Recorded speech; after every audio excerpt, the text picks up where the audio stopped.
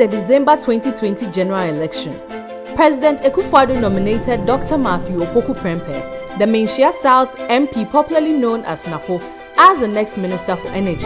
After a successful vetting before Parliament, he was duly sworn into office by the President. The new minister quickly settled down and got busy.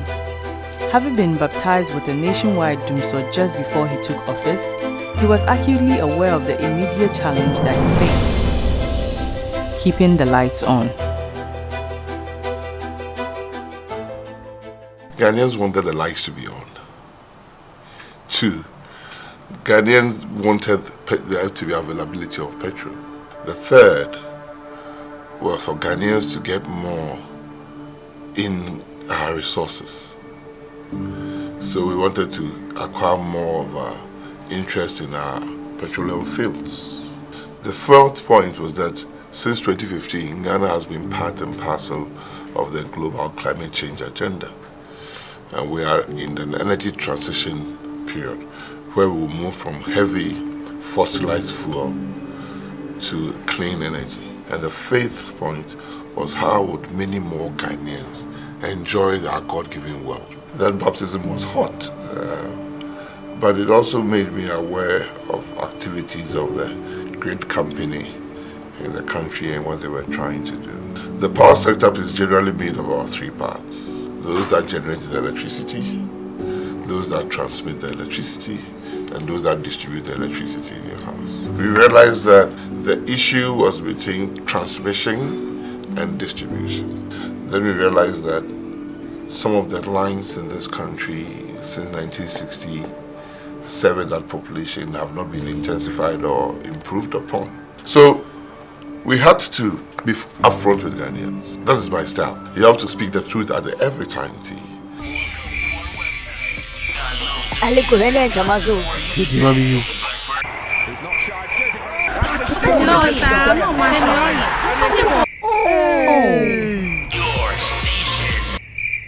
Drum so you. Yes, I jump on your book on one. Hey, Opoku, and a fast why? So, any last line on. We enye dumso we eye dumsiesie enyama hoade apomden pantina energy minister honorable Dr. Matthew Opoku Prempeh adodo na afrene napo ehweme yesesa enkane adada homa ni nyina ama ye nkane ye nya apomden pai nanso senkane ni siso a wontimi nyese adwuma yi nti na odum na enche ne wasan so enti wo sie dum no wo mantemu a na chese ye dum ni esiesie. It was an issue because the lines were congested, were failing. People were not having reliable power. And because they were implementing a program to replace those lines and to improve the intensification, they had to cut the power. So, and in trying to tell Ghanaians what we're doing is when, in the same office, I coined the frame Dum CCA. Gridco and ECG bosses spoke to this on generation not being the problem but principally transmission issues. I recall roughly when Honorable Dr. Matthew Opoku Prempeh assumed the role as the Minister of Energy. I was part of the management team and he visited us and challenged us based on the interruptions that we had in the grid. Predominantly, most of them had relationship with our lines going off, and because we are the bulk transporters, the impact on consumers was more severe. He encouraged us to take the work seriously, and what I picked from that engagement then was all that is required for us to do to make sure our lines don't trip. And therefore, based on that assumption, we modeled the change in the way we do our operations and created a section that deals purely with vegetation control. In Ghana, we've managed under his leadership to beef up particularly the line between Kumasi to Burkina Faso, to Ghana border, and then to Burkina Faso, which to the ordinary person means there's going to be a lot less losses, transmission losses, and that is significant. Still in the power sector, the commissioning and coming on stream of the Pokwasi bulk supply point and Kaswa bulk supply point brought remarkable improvement in the reliability of power supply to their respective environs. The Ellen Moran Primary Substation, 78 megavolt amp in Kanda, and the Legon Primary Substation, 52 megavolt amp, also came on board. In addition to this, the 330 kilovolts Kumasi to Bolgatanga transmission line project and the Volta to Achimota to Malam 161 kilovolts line upgrade were both completed and commissioned. Again in the power sector, but this time focusing on renewable sources of energy, the BPA 50 megawatt solar was completed in 2021, and the 550 kilowatts Jubilee House rooftop solar phase 1 550 kilowatts project has also been completed. The 19 megawatts Kallio Laura project is 100% completed and was commissioned in August 2022. At the distribution end of the power value chain, the ECG under Dr. Prempeh has made several important strides in improving their systems and services in a bid to make the entity viable and fit for purpose. When he got in, what he had to do on his side policy-wise with the requisite ministries, he did it to make sure that the power plants were fully resourced for ECG to distribute the power.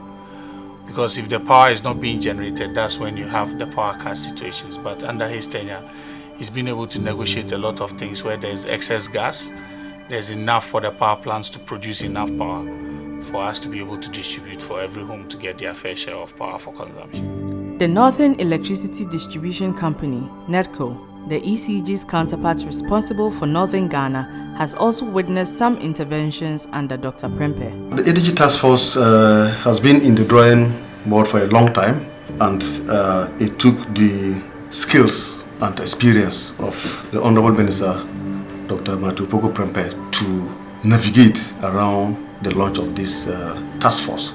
Tamale is the area that we experience the biggest distribution energy losses. And so it was just wise and appropriate that in launching such a task force that will help in raking in more revenue for NEDCO and also fight the energy theft, the choice of the venue for this launch was very important. And so with his support and wisdom, he directed that we do it in Tamale and especially in Yendi, where the overlord, the Yama, resides. Apart from this, he has also helped us to launch our Momo platform, where customers are able to buy electricity with the use of their phones. There appears to be a general clear consensus that the lights have been kept on under NAPO, particularly so during the current challenging economic situation in the country. No kwasam brana dum so hono na ko so for ye bre yie ye bre kamuka ye da ye na ne ye bre na so nya me adom na nsan ya kane ni gina so no kwasam ye ko so for de no kwasam ye wa hoto bebre ye wa hoto ye se sa mre ne de o ji lo krompo ayem se na se wo nam na kamuka ka de ye fa ho kire mu sa dum so mre no. And they say I can near dinner today. No question yet, dear, my. Let me a hairdresser. Those days, no, not light off, doom so, and my humano conform pa.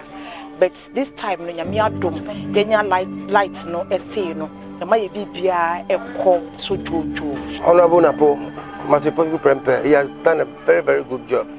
He's done very, very well. Because during this era, the lights are very stable. And if the light should go off, within an hour or two, the lights will be back. At times, it's even take about some 15-20 minutes, the lights are back. Yeah, the energy minister Nasi say, "Wa boy, they say embryo generator some ana petrol tobium."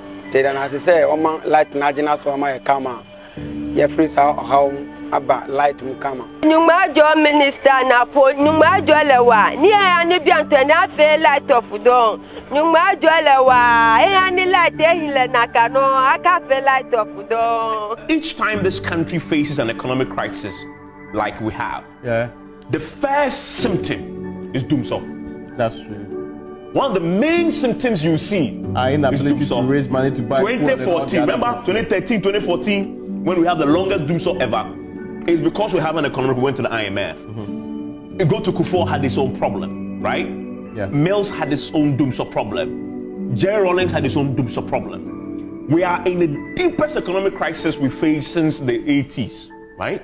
That's true. And somehow the lights are still on.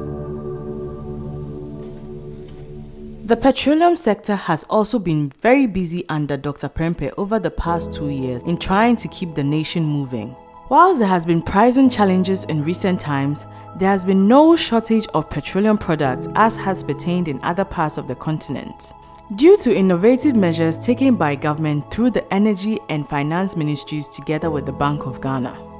With the rollout of the Gold for Oil program, it is expected that the foreign exchange challenges and the nation's procurement challenges will ultimately drive down the price of petroleum products. The Gold for Oil program is a collaboration between the Ministry of Energy, Ministry of Lands and Natural Resources, PMMC, Bank of Ghana, with support from the Ministry of Finance. In addition to our engagement with the fund, we're also seeking and implementing some original and innovative ideas to try to solve our problems. For example, the Gold Purchase program by the Bank of Ghana and the Gold for Oil policy are creative uses of our resources, which are already bearing fruit. These policies are aimed at achieving two results that are critical to the health of our economy. Firstly, they will help us preserve foreign exchange, especially the US dollar. And secondly, they will enable us to stabilize the price of oil products, such as petrol and diesel, on the domestic market. We have already seen some success on both fronts, with the price of US dollars and petroleum products falling since we announced the policy and began to implement it.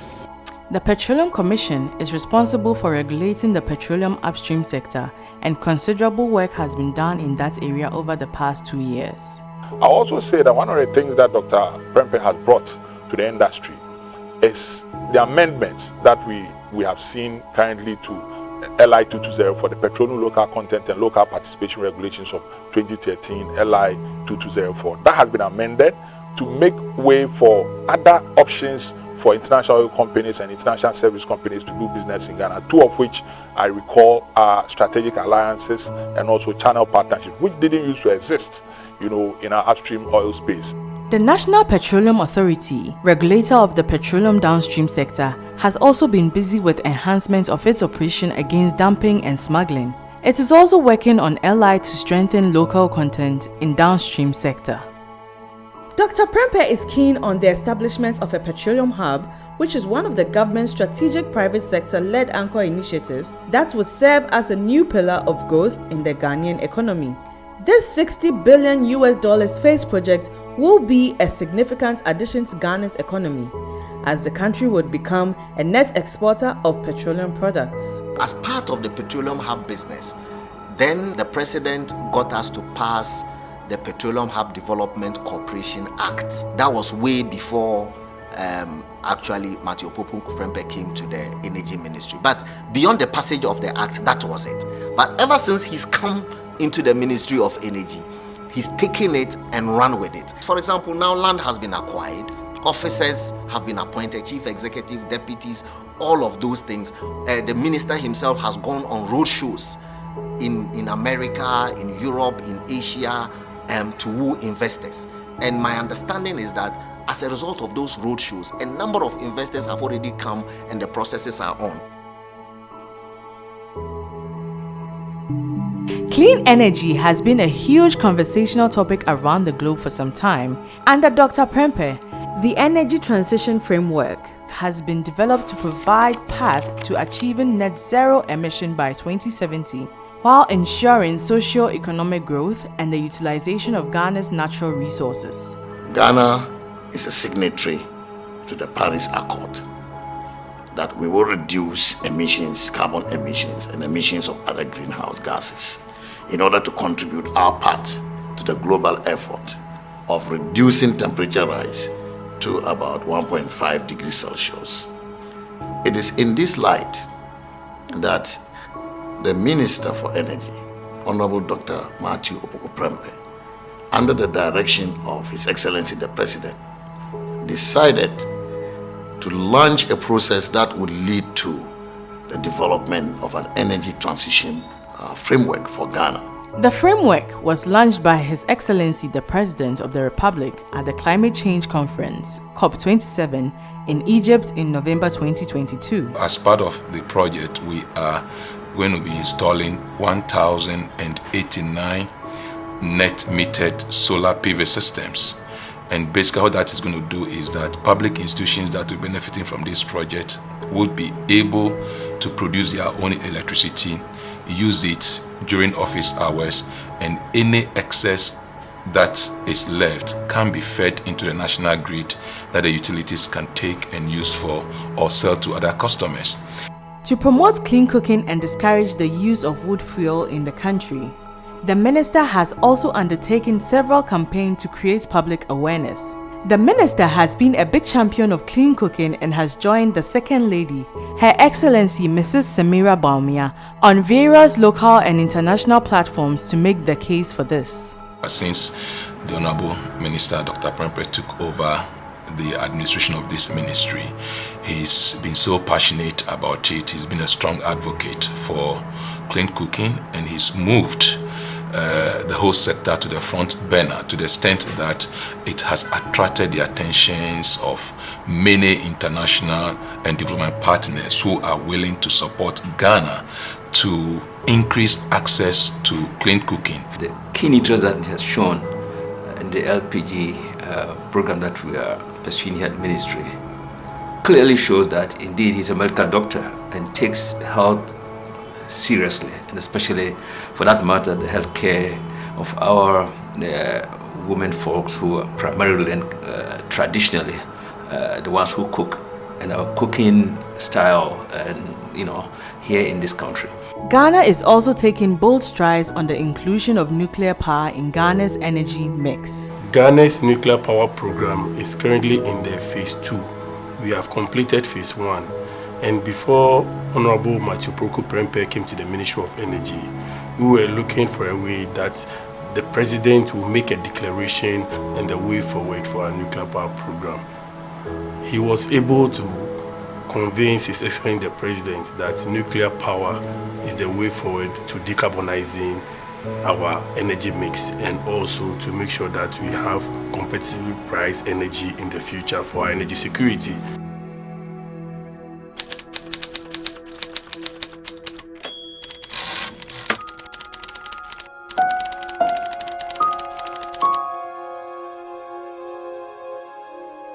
If there's one thing everybody should learn to do, every 6 months or at least once a year, write your own obituary.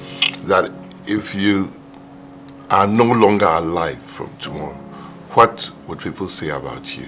The kind of leadership is provided to us here in this ministry. We are 3 deputies, and I'm not going to talk about the past, but you hardly will see 3 deputy ministers always together with their minister, okay, in meetings, at programs. And that is what you see with Dr.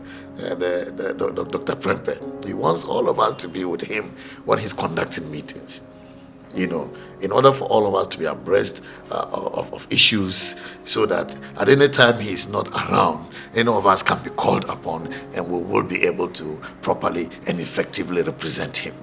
He also has his personal touch, which makes it very easy for one to go to and discuss anything under the sun. I think that he's been a great addition to the energy space of this country. He's not an armchair minister, a minister who just sits in his office and giving directions.